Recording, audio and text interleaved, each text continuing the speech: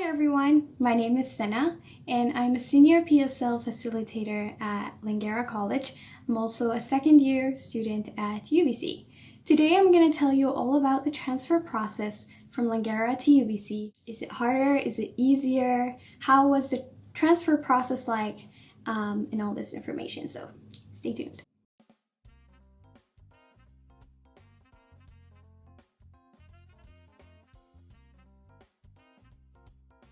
So expectations versus reality. For me, before I get into UBC, I thought, oh, there are going to be so much people in the class. I'm never going to get my questions answered. I'm never going to be able to understand anything. But that's false. If there are so many students in the class, there will be so many TAs.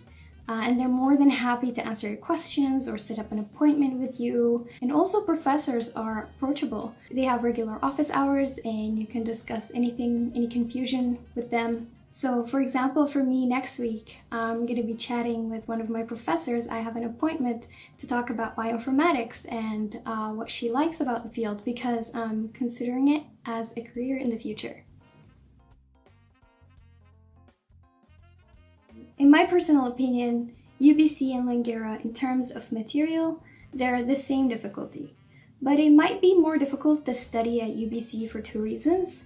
Number one is that you can have more than one instructor for one course. It's something that I've never seen at Langara, and it might be a little bit stressful when you have this switch in instructors in the middle of the semester. It's a busy time and you have to adapt to a new teaching style, and it's kind of also stressful because you don't know what kind of exam questions this instructors will have.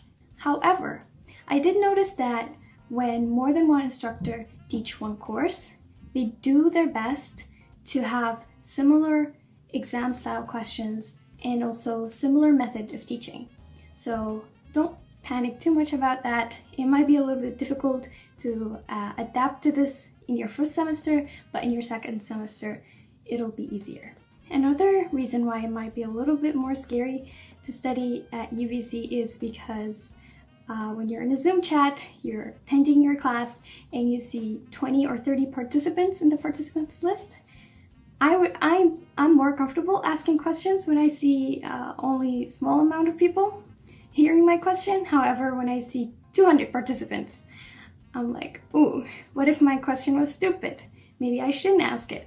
So it might be just a little bit more intimidating to ask questions during lectures.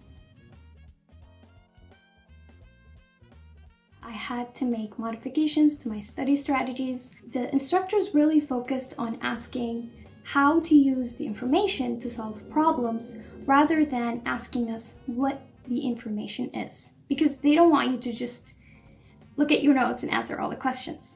They really test your understanding, and that's why memorization or note-taking isn't a very efficient way to study. Ensure that you understand the concepts. So before PSL, I thought study groups, oh, they're such a waste of time. You just go there and chat with your friends and you never really do anything. However, they are actually a really great way to study if you know how to plan them. It also brought to my awareness that it's also how are you studying? Is this the suitable way to study for this particular subject? It also helped me to see biology from different perspectives. So I facilitated biology with two different instructors. The first instructor had a background in evolution, so he taught biology from an evolutionary point of view. And I also facilitated biology with an instructor who had a background in molecular biology, so they taught the material in a different way, even though it's the same course.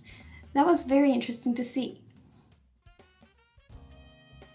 I really hope the information provided in this video was helpful for you and helped you to understand the difference between UBC at Langara, expectations versus reality. I wish you good luck with all your courses at your new university.